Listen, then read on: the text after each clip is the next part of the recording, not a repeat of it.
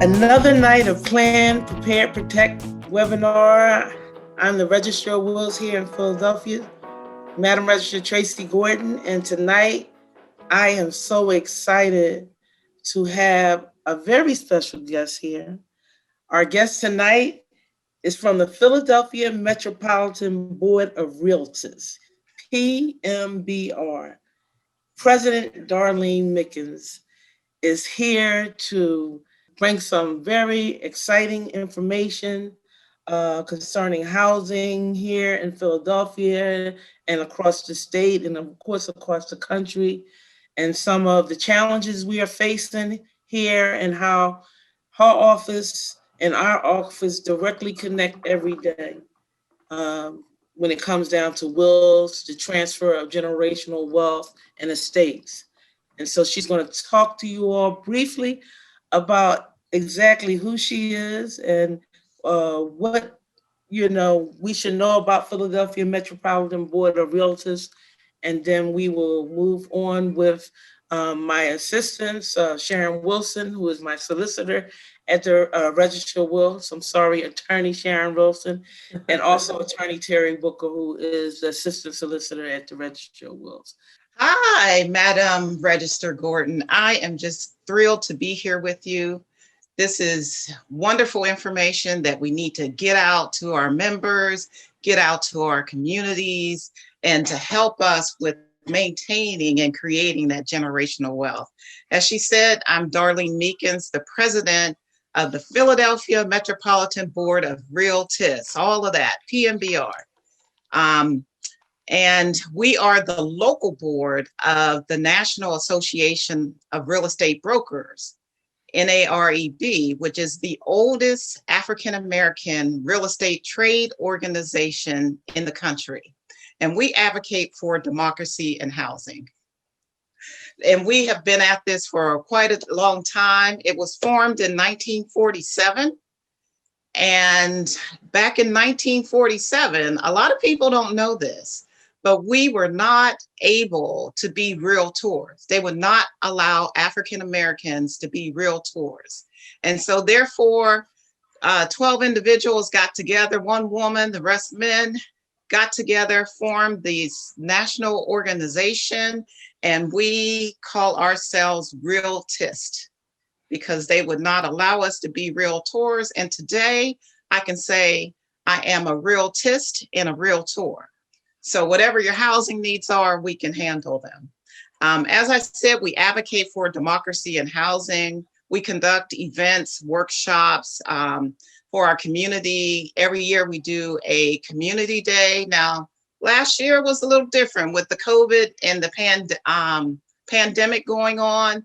But the year prior to that, we had a community day with about 235 people that came to hear about housing, to understand how to get that house and to start building that generational wealth. And I don't know if you know, but 90% of the wealth for African Americans and most Americans is contained in the home. Yeah. So it's important for you to purchase that home.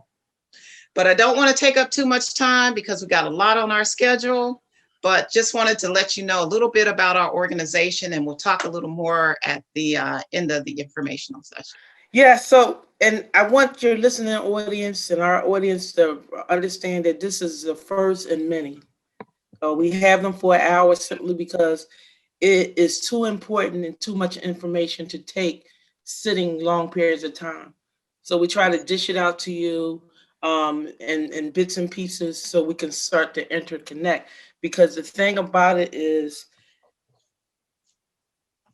like Ms. Meekins said about the fact that Black Americans here in America mostly attribute their wealth to their home. Of course, you know, we have some 501k plan and maybe some small businesses, but mainly it is your home. And mainly most of us have just that one home. This is my first year. I came into, and within 100 days of my, the start of my term, we had this pandemic. And this pandemic hit us very hard. So we had to think on our feet, and we had to really organize real quick, because we realized that we are essential workers, because there's still always going to be some sort of transfer of generational wealth, because during a pandemic, people are dying. And then as we found out during the pandemic, it's best, particularly in our country, to have medical benefits. And the only way you can have medical benefits in the city and share them with your partner is to be married, because we don't live in a Commonwealth state. And so this year anniversary has literally showed me that one basic thing that we are not teaching as, the Register of Wills, which is my responsibility to let people know what we do here, but the city and state responsibility to teach its citizens the laws around owning property and how you get to retain and keep your property. So you can say, yeah, I own my house, fine. But what happens if something happened to you? How you're dead. You still own it, but it's still business to be taken care of with this house. And in Philadelphia, we have not taught or shared people the information they need to empower them on how to preserve their generational wealth by simply making a will. And as a realtor, the first thing I thought is, maybe at the point of sale, for instance, when I went and purchased my house as a young divorced mother of four, somebody should have said to me when I purchased the house, make sure you make a will, and here's why. Just like they said, you have to have an insurance policy because you have a mortgage and you have to protect your property just in case there is an accident of sort. And then they even asked me, hey, do you have life insurance, Miss Gordon? Because you have 4 kids, just in case something happened to you, you want to be able to leave your. But nowhere in that conversation did the realtor say anything about, well, now that you're about to attain an asset and own it, title, and share the title with the mortgage, you need to put in writing what to do with the property that you own or that you mortgage, just in case something happens to you.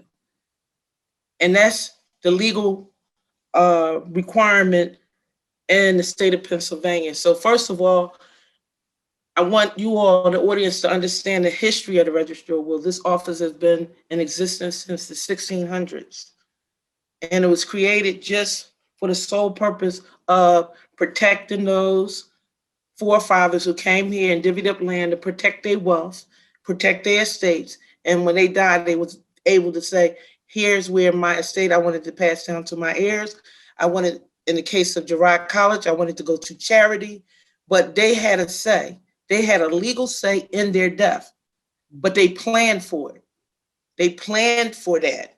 And we're not taught to plan for that. And as a result of that, people are dying and not knowing what the next step is after the funeral, because there is a next step after the funeral.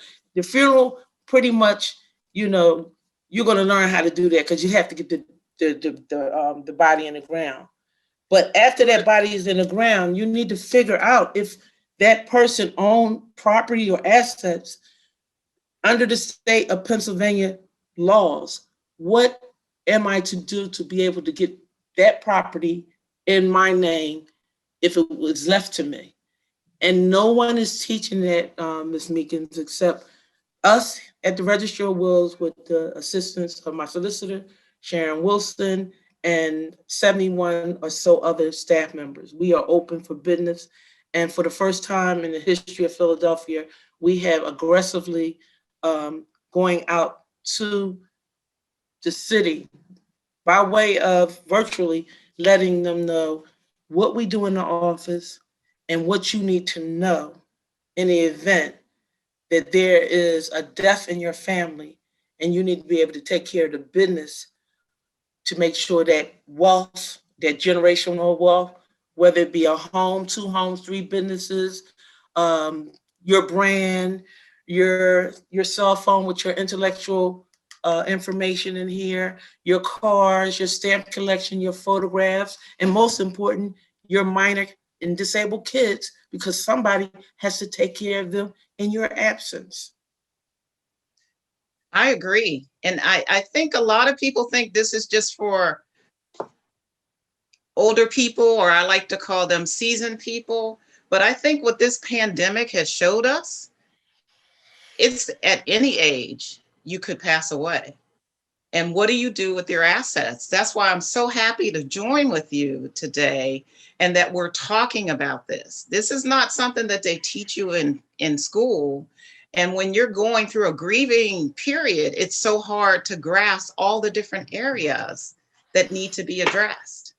So, and as a result of that, we have thousands of people living in houses that are still in dead people's names, which we coined, or it was coined, tangled title, and they can't do anything legal. Although in their mind or whatever's been told to them, they think this is their home, this is their house.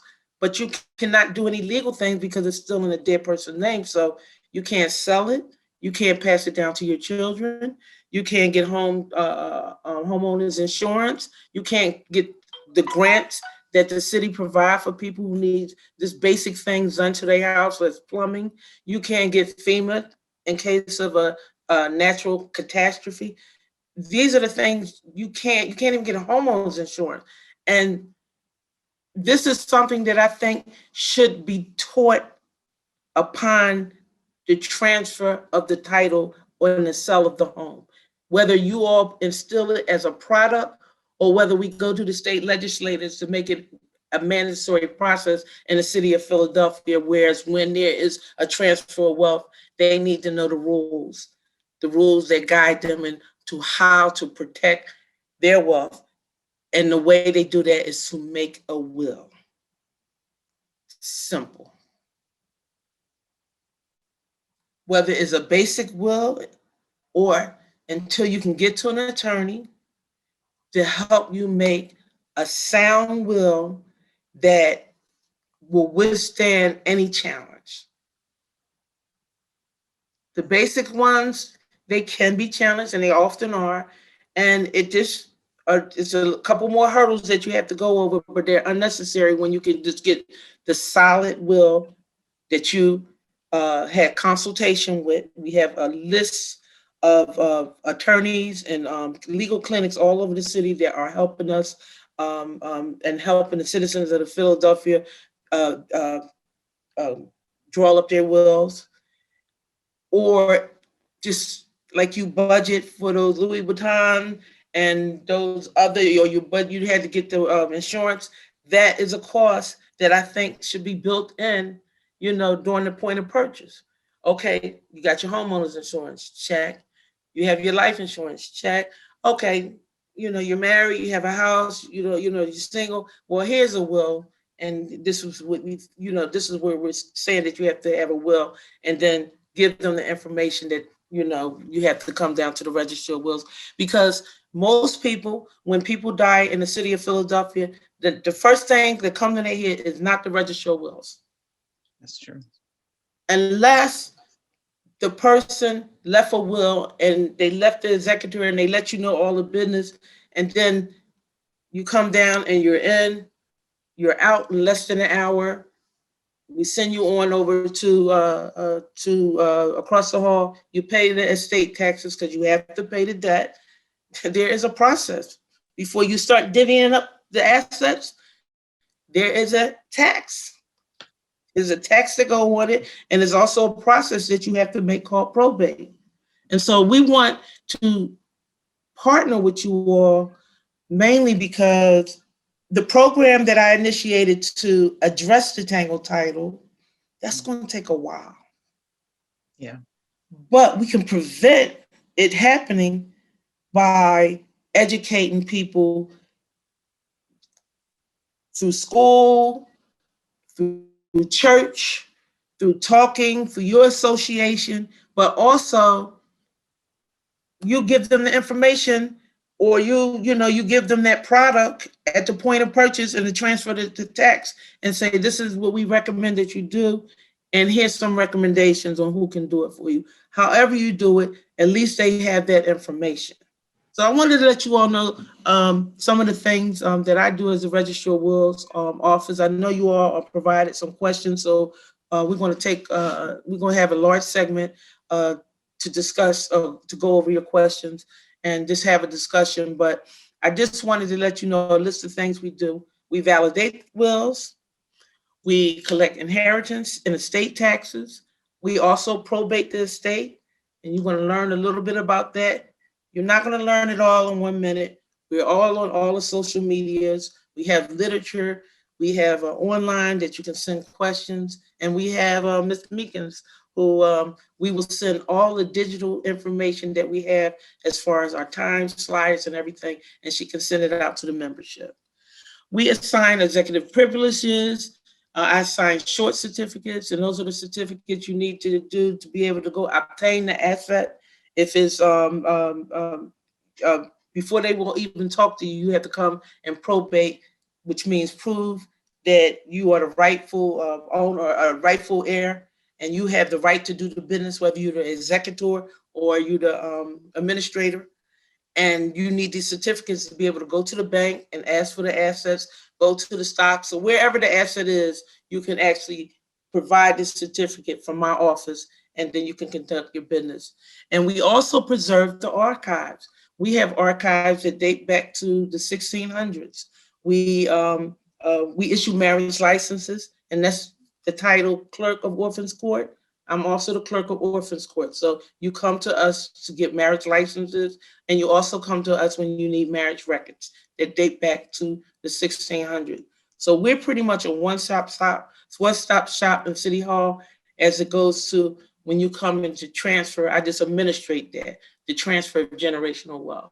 So we're the office that you're coming to. So we need this information to get out because a lot of people are confused, and it's costing the states a lot of money, especially if a will or estate is being contested, and then this one has a lawyer, this one has a lawyer, lawyer's charge, and then you all are fighting over something that simply could have been placed in a will, and the assets could have just been distributed once the debt was paid in a peaceful resolution. As a result of not doing that, that's why you see a whole bunch of empty lots and empty properties. And now with gentrification, the aggressiveness of just, the sell and exchange of property is really, is challenging here in the city of Philadelphia without information. Information is power, and that's what we are doing. That's what I promised. I campaigned doing that. One, I will educate the city of Philadelphia on all the things we do in the office. During the pandemic, we stayed open. It's by appointment only now, but we made sure we stayed open so we could serve you all, because we know the importance of being able to come to a place and get service, and not just an answering machine, and be able to conduct the business of either coming into a business of matrimony or coming to take care of your estate business so you can obtain and transfer your generational wealth so it can be preserved and protected and passed down to who you want it to be passed down. Because if you don't leave a will, the state of Pennsylvania already left a will for you, and it's called intestate. And that means it will be passed down through the next of kin biologically. And that may not have been the way you particularly wanted your will or your assets to be passed down. And so a will is just something that is a document that you write during your lifetime that distributes your assets. Everybody knows, is a piece of paper. Your assets is on it, who you want those assets to go, and your signature underneath, signed.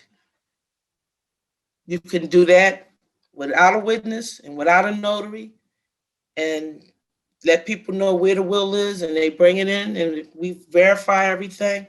That process at times goes smoothly, but that can be contested. So we recommend that you go to an attorney, and you get the attorney to help you put together your last will and testament, which would hopefully include 2 witnesses and a self-proven affidavit.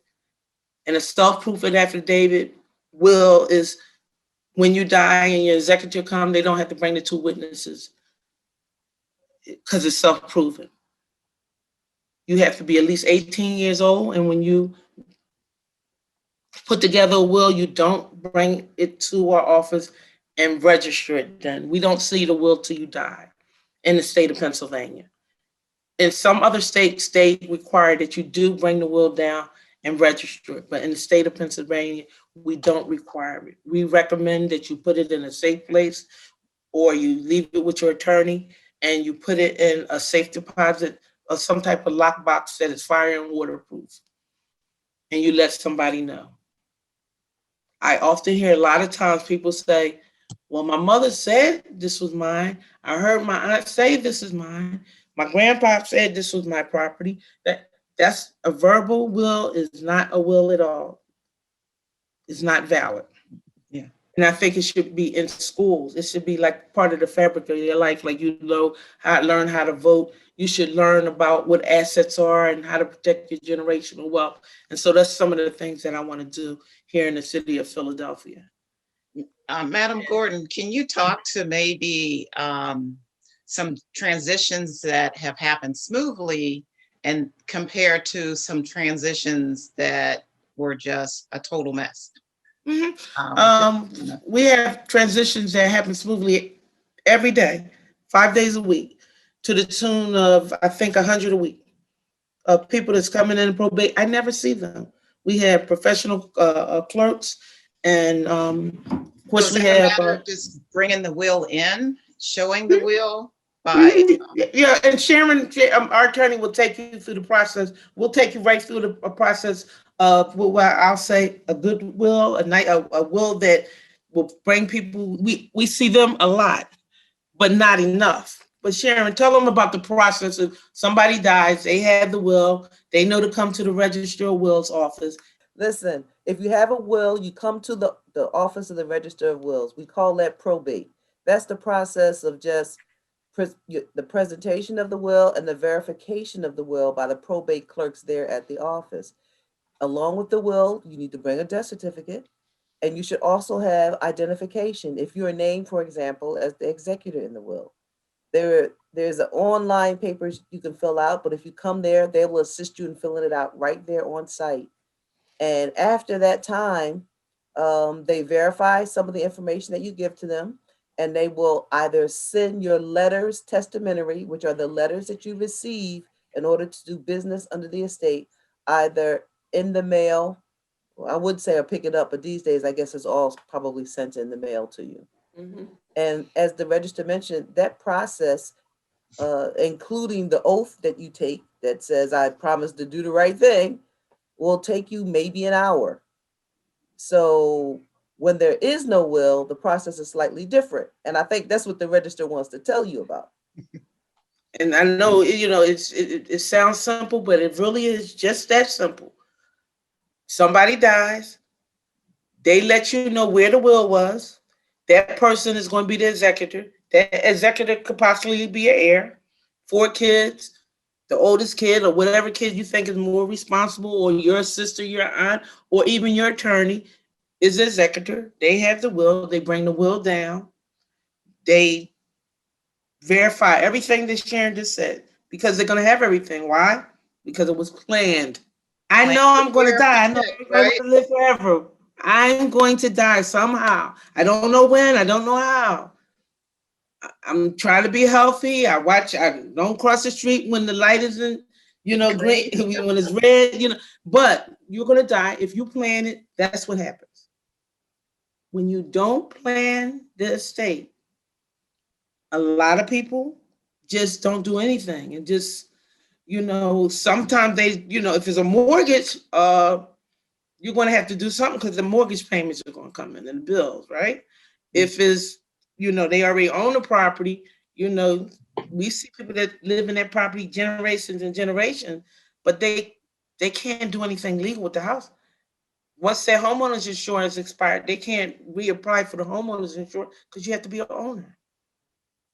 You can't make payment arrangements on the water because you have to be the owner. You can't you can't sell it, because you'll say, "Oh yeah, I'm ready to sell this property. I live in Boston. I'm not coming back to Philly." And then the realtor says, "Yeah, oh, this your property. Bring the show proof of ownership." And then the ownership is that your mother, your aunt, or whoever left it to you. Exactly what we will be saying. Show The us. realtor say, "Yes, this is my," and so they may even just go away because it's overwhelming, or the next step that they have to do is come into our office and tell them the next step, Sharon, when they don't have the will. When you don't have a will, the process can be a little bit more involved. So you still go down to the Register of Wills office and you bring the death certificate, you bring your identification, but now you also have to talk to the probate clerk about who the next heirs are. You have to identify them on the paperwork that you file. You also have to get consent from each of the heirs to allow you to be the person who's going to be the administrator of that estate. Now, if you can't get everyone's consent, then you have to file a petition in the litigation portion of the Register of Wills to explain to the register why you should be the one. Even though everybody doesn't say you should be the one, like if you have two brothers and sisters and one says, yeah, you should be the administrator, and the other one says no, the person that breaks the tie is the register. So you have to come in and explain why you should be the one to go forward. And sometimes it's a nice civil proceeding, and sometimes it can get a little ugly. And as we've said before on here, that once you have that kind of proceeding with a relative, the chances are you two will never be the same again. That you're not going to be family. You're not going to share Christmas. You're not going to act together as a family again. So one of the things that wills do is they not only help you transfer your assets, but they help to preserve family, because it gives you a pathway to get from one place to another place without anybody having to guess what the deceased person, what the dead person wanted to have happen. It's written down, you know what it is. You don't have to blame your brother or sister. You blame the person that died because they made the plan. I think I seen one case where the heir was like, "Oh, I had my own house. I was fine. She can have it. She lived with my mother. Remember that one, Terry? She lived with my mother for years, and I'm looking. It was like, well, you still get a part of this. She's like, no, I'm fine. I have my own house. She lived with my mother. Where's the paper? I'll sign it. And I was like, whoa, that's now okay. And the other ones, here's a police report. Back in 1902, these are all the crimes she did. I mean, this is, they will, and their lawyer that, and I have to make a decision between this, and I'm calming them down because these are brothers and sisters. These are granddaughter that was promised a house, but the grandmother died without a will and had 5 kids. You think all 5 of them kids is going to sign a renunciation and say here to their niece or nephew? That's not going to happen. And I know, because I'm a mother of 4. Sometimes you don't want to make decisions. You say, I'll get around to it. I'll get around to it next year. Oh, I'll be dead anyway. And simply, you could have just, the first step, just to write it down yourself and figure it out. And then, say, well, I need to get some professional consultation. But I don't have money for a lawyer. Register Wills partner with over 8 organizations that help people not only create wills, but they also help them probate. And we also just started a program that is now going to assist people to get out of the tangled titles, so we can get the titles of these houses that's in their people names in their names, so they can conduct business. And this program is called Probate Deferment Initiative, and this is something that we started to help people with the fees, because some attorneys thought, particularly in Philadelphia, Pennsylvania, that the fees are kind of high or maybe excessive, but these are fees that's already been, legislated. So I couldn't just say, well, no, I'll waive the fees, but I could say I could defer them. And defer them means as long as you keep the house and you live in the house and you pass it down to generation to generation, we wouldn't aggressively come after for the fees, although a lien would be paid. But uh, uh, Attorney Booker is one of the attorneys that help me just bring this thought and process, an idea of how we can help people with this initiative legally, and partner with Philadelphia BIP, who oversee the Tangle Title funds. It's actual funds that come from the city to help people get out of Tangle Title. And she helped me create this program, and she'll briefly discuss. And of course, we are going to send you the program and how you could qualify for this initiative. Terry? Thank you, Madam Register, and thank you, listening audience, for joining us tonight.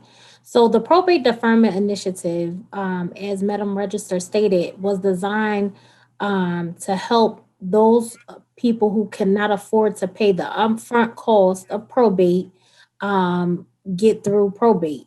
So in order for you to untangle a title or get the deed in your name, uh, which you would come and probate, but those fees were too high.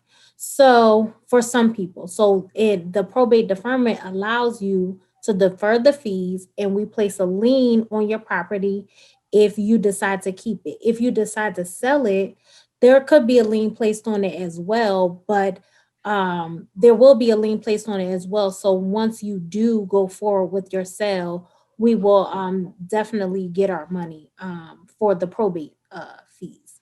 Or if you come into, once you get letters of administration or testamentary, if you come into funds within the estate that you didn't know of, we will also be requesting that you pay our fees at that time.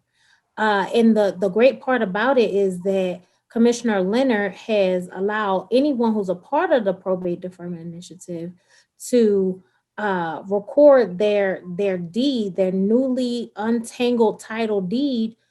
He waived the fee, the recording fee. So and once you that which is the most important part of untangling a title, getting that new deed.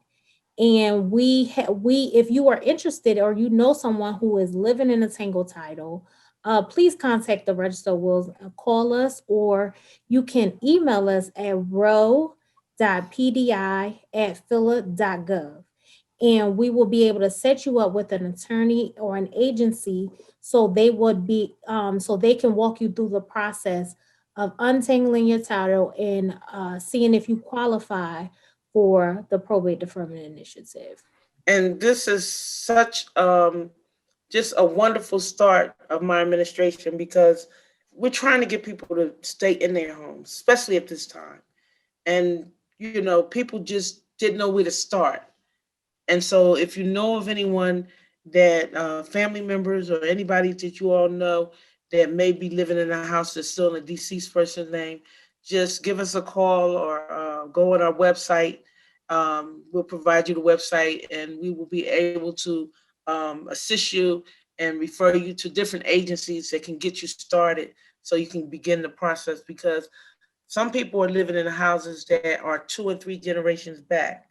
And so that may mean several estates have to be open.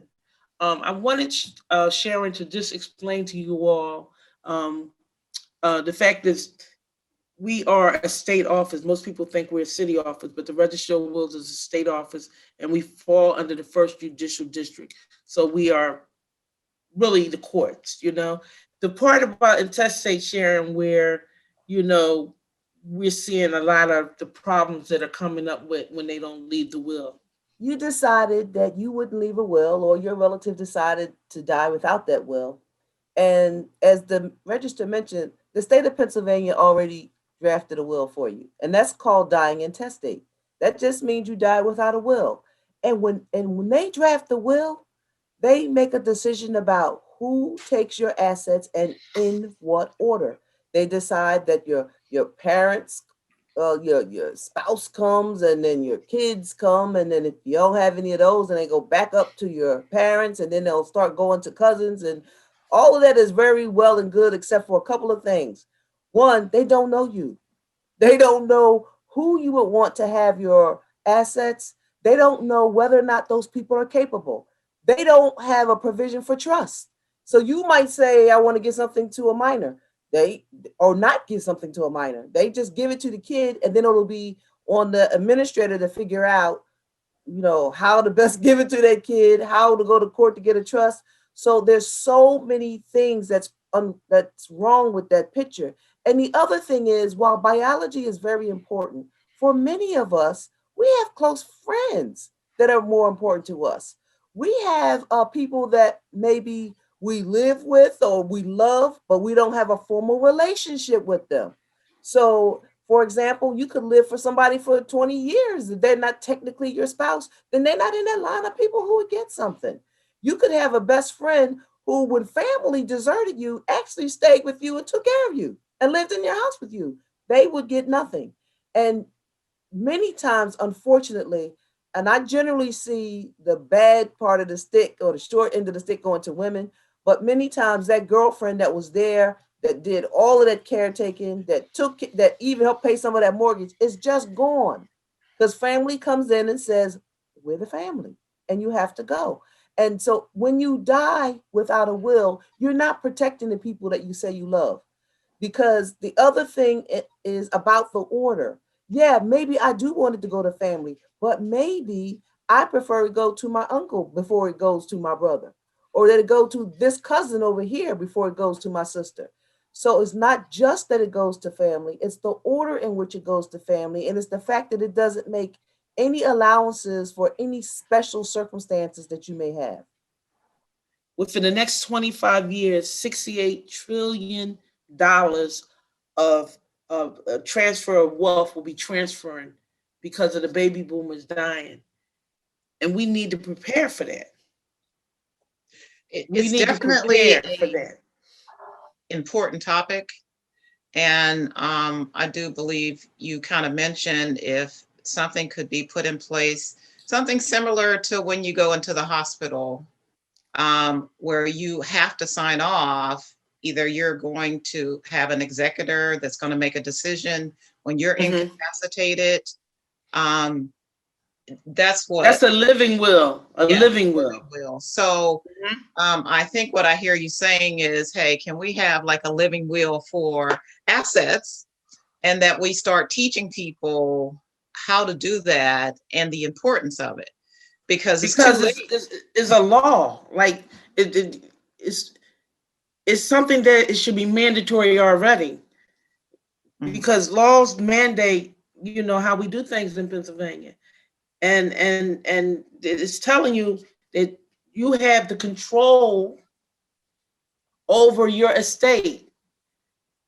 You can make the decision, while you're healthy, while you're alive. And at some point, they need to be educated on it. Is what's happening is either you're finding when you, so there's been times when you may not be in your right mind and somebody gets you to make a will and you're sick, and it's just, you're sick. I'm signing, and that gets contested a lot. Or you can do it when you're healthy and you just, and so, hey, let me just write this down, because you can change your will. Just because you make a will don't mean that will, you got to keep it. You can say, oh, I want to change it. I need to add some more assets. I want to subtract some assets or whatever. You can change your will. But the thing is, we have to get people in the mindset to talk about minding your business. This is business that you even in your death, your business should be being conductive. You can't make your final payment because you did. You can't disperse of the assets because you did.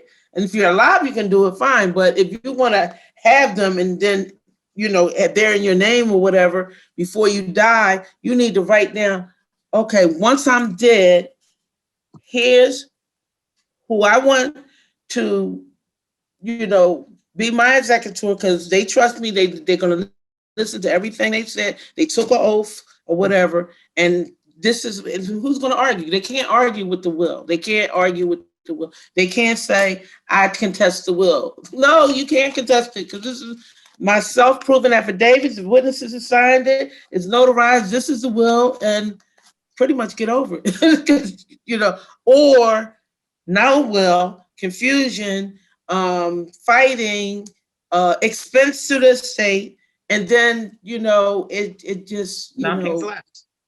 yeah, sometimes nothing left, but especially for people that's all you have is a house, and then you got one sister living in the house, and you got 4, 5 kids, and maybe 5 kids have houses, but maybe 5 of them saying, I know I have a house, but I still want 1/5 of the asset from mommy. And you just gonna have to get an apartment. That's what they do. Mommy ain't there to say, now that's not nice. And so that's another thing that we're finding is people think they're gonna avoid inheritance taxes. Okay, you might be avoiding them, but that interest is accruing on that estate. So people say, well, it's going to be, they think it's going to be a lot because my mother died in 1990. Well, that's you get taxed on how much the estate was worth in 1990. Okay. But after 9 months, if you don't pay it or make it pay, interest accrues. And Sharon is going to spend a few minutes on that before we go into the questions, but explain the inheritance tax interest accrual process so they'll understand that, you may even lose the house just based on the fact that those taxes is so high. And then the government decides, hey, that only way we're going to be able to get our money is to sell a property. See, whenever there's a transfer from a dead person to someone else, whether that, that someone else is a charity or another person, there's a tax on the transfer itself. So in Pennsylvania, the inheritance tax isn't an aggressive one, and they don't necessarily come to your door the day when somebody dies. Like the IRS, they look you up and they hunt you down. But the Department of Revenue for Pennsylvania does not do that yet. After COVID, I don't know what they're going to do to try to get money. But right now, they're not doing that, right? So they just wait. And after the 9-month period that the register mentioned, then interest starts to accrue. So what wasn't originally a big deal becomes a big deal because you wait for a year and then 2 years and 3 years. And as the interest accrues and the interest on the interest accrues, it can become a pretty big knot. So what we are encouraging people to do is to file your inheritance tax return, to pay your inheritance tax. If you can't afford to pay it, then enter into a payment arrangement with the Department of Revenue. They will consider all reasonable arrangements. And as somebody pointed out to me, they have arrangements where people are paying less than $100 a month so that it's manageable. And for that, you get to put these properties in your name so that you can get all the benefits of property ownership, including those programs that were mentioned earlier, including tax abatements, the home repair programs, and you can also do things like borrow against the house. So you could increase your wealth through this property. So don't let the inheritance tax stop you. There are a lot of sort of, I don't want to call them schemes, but there's a lot of information out there that tells you if you do A or you do B or you do C, you can avoid the inheritance tax. Don't spend your time trying to avoid the inheritance tax. Spend your time trying to get the property that's the underlying the tax. That's where your time and energy is better spent. But I wanted to put that out there, Ms. Meekins, because, some people, I've heard people say, well, I'm not going to get the house in my name because I still want to be on like utility budgets. Or I've heard the inheritance taxes, it was like a lot of excuses that really didn't make any sense. But at our office, once you come in probate, we explain in detail if you pay it within, 2 or 3 months, you get a 5% discount. Is it how much discount is it, Terry? Yeah. 5%. Did you hear me? 5%. 5%, yes. It's It's a 5% discount if you pay it within 3 months. Mm-hmm. Yeah, that's a lot. Yes. And then after 9 months, that's when it accrues. But even we don't want you to think about that, but that's a process that you have to know when you come to probate. After you pay the debt and distribute the asset, you have to pay estate taxes with it. I don't want you not to know that is a step. But the most important part is to get the property in your name.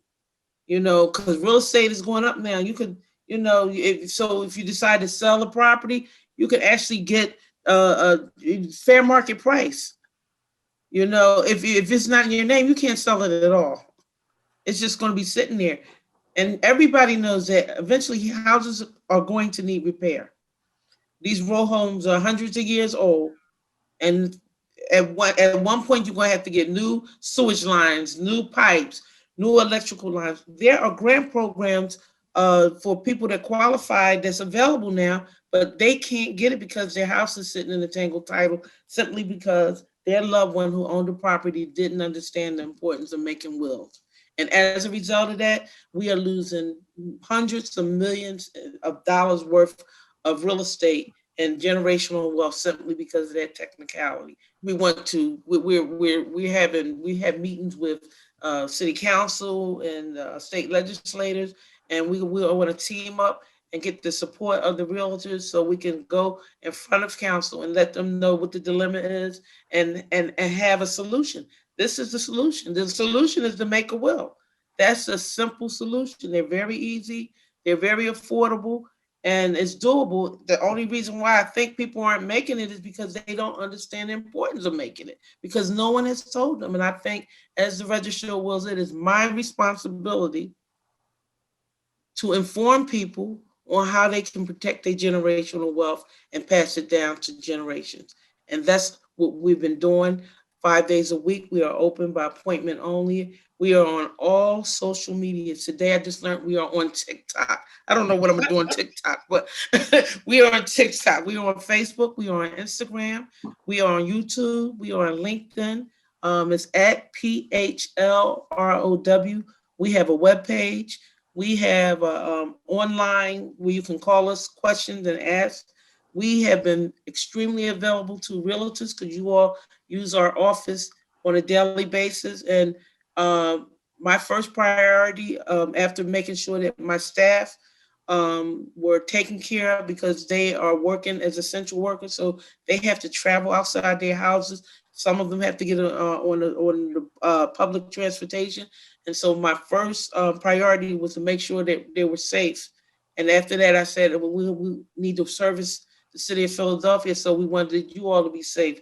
So you can come in our office, and we are behind plexiglass, and we have all, the sanitizers, and we require a mask, and we require an appointment only.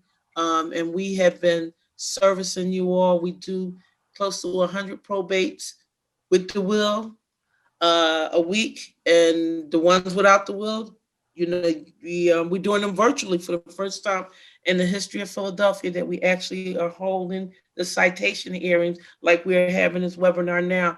And they've been going very smooth. And the clients, I still get the sad stories, but at least, they're not in the same room darting their eyes at each other.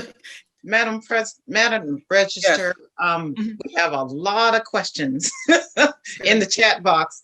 Chairman, you can start with the questions that they provided, or you can answer the ones that are. I'll answer a couple in the chat room because we've actually been answering questions in the chat as we talk.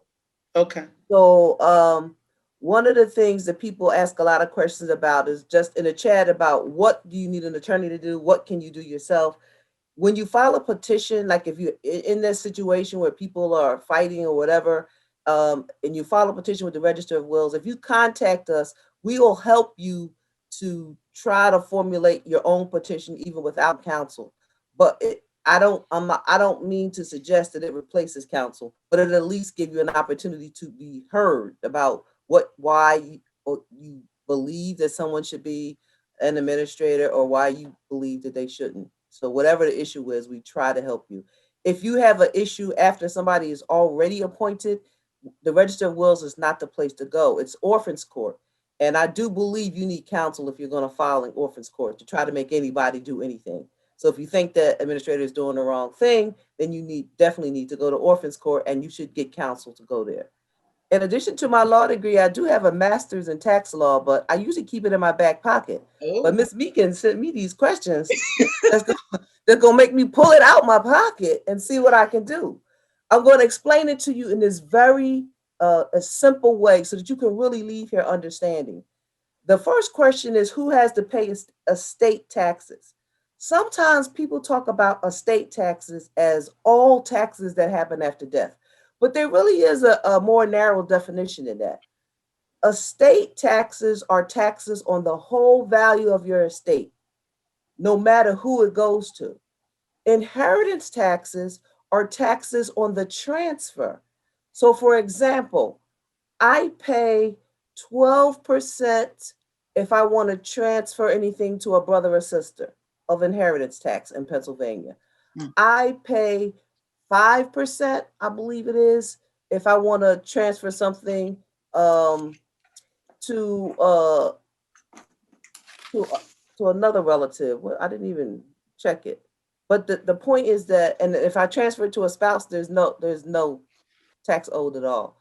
But the point is that you pay your inheritance tax based on who you transfer it to. You pay your estate tax based on the value of the estate. In Pennsylvania, there is no estate tax. So the inheritance tax is all you have to worry about. And that's why I was saying, when you hear about those schemes that say, oh, this will keep you from having to pay estate tax. If you're in Pennsylvania, which, by the way, is one of about 38 states that do not have an estate tax, that shouldn't be foremost in your mind. Now, who pays estate taxes? The federal government charges an estate tax.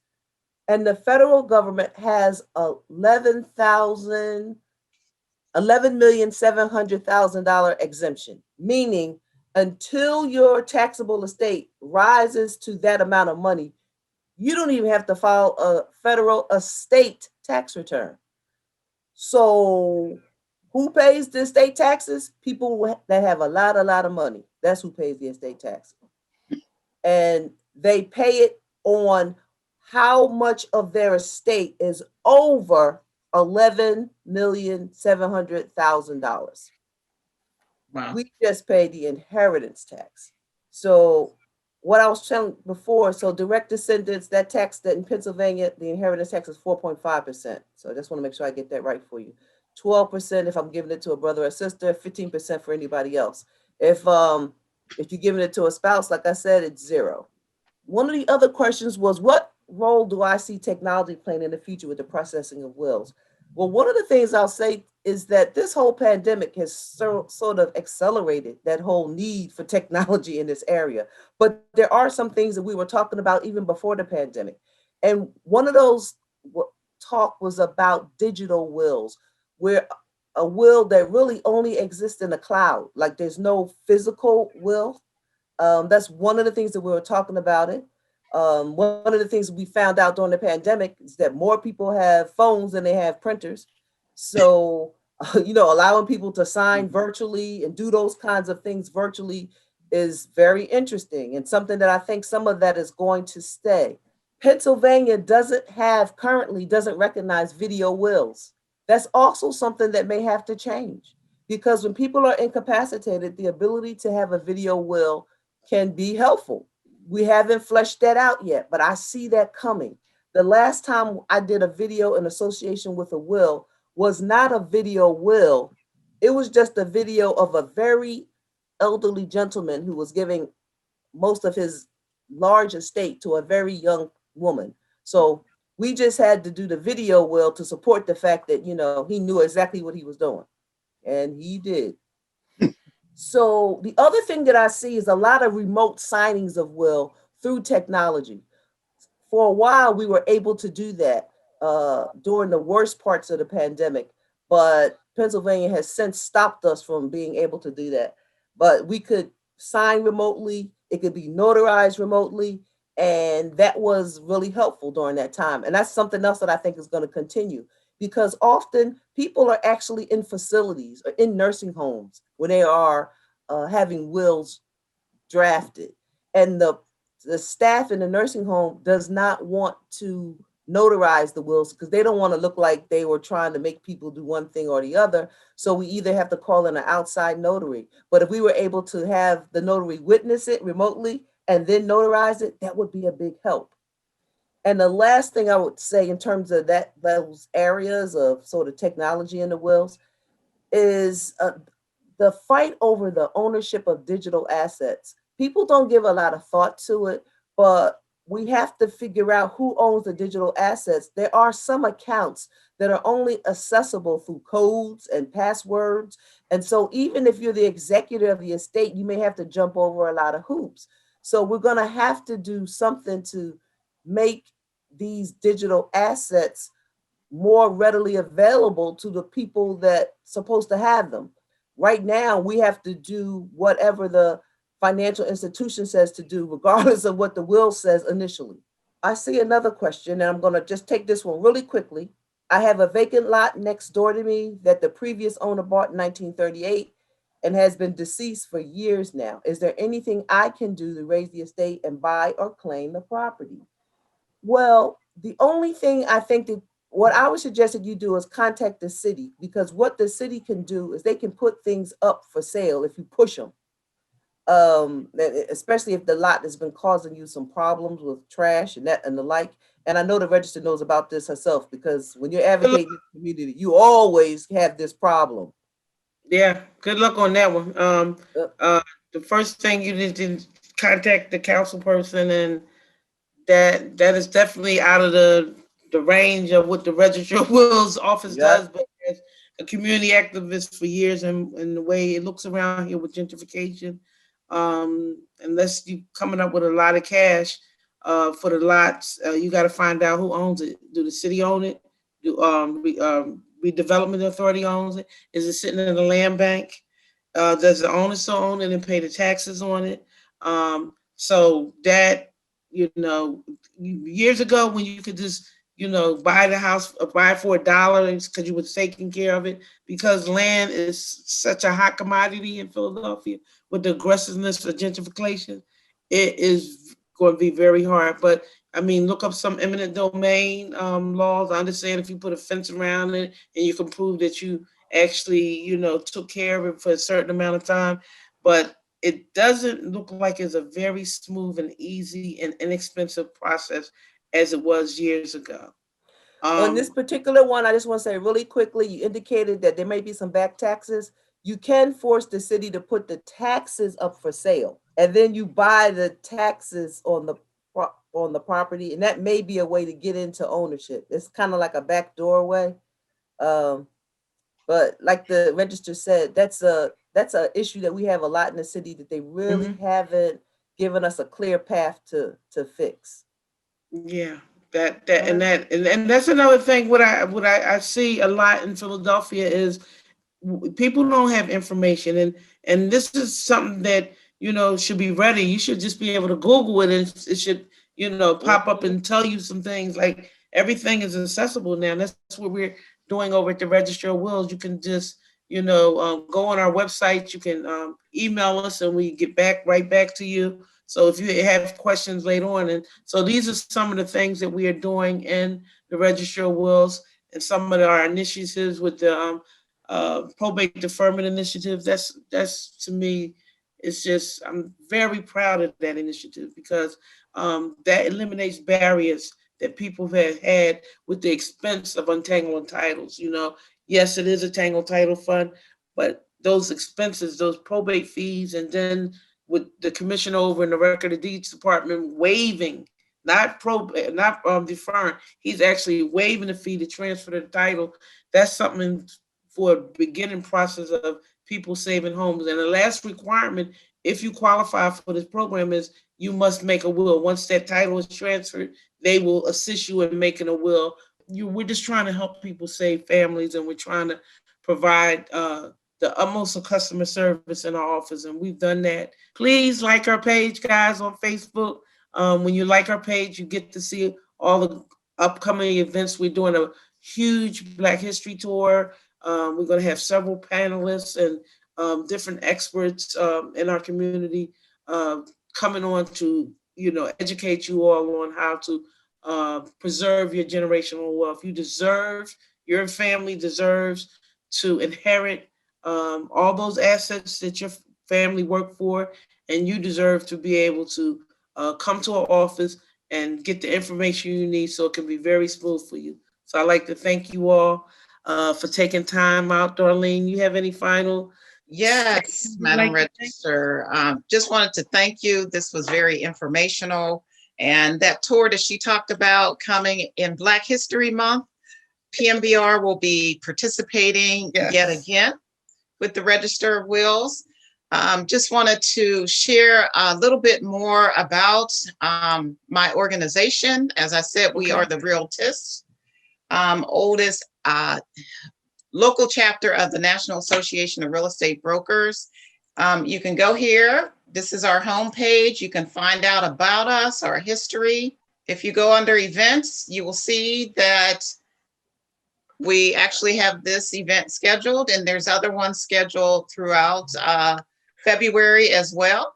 And one thing that might be of great interest to everyone is every year they do the State of Housing in Black America, our SHEBA report. So you can go out here and you can get that report and find out even further information about the state of housing for Blacks in America. As I said, we advocate for democracy and housing. And I just want to thank everybody for attending today.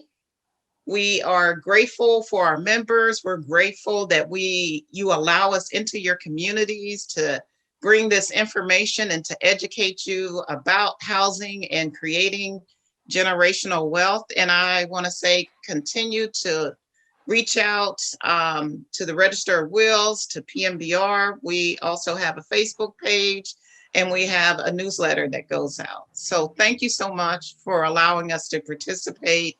And thank you all to the members, and just give us a call, and we are so willing to help you all, each one teach one.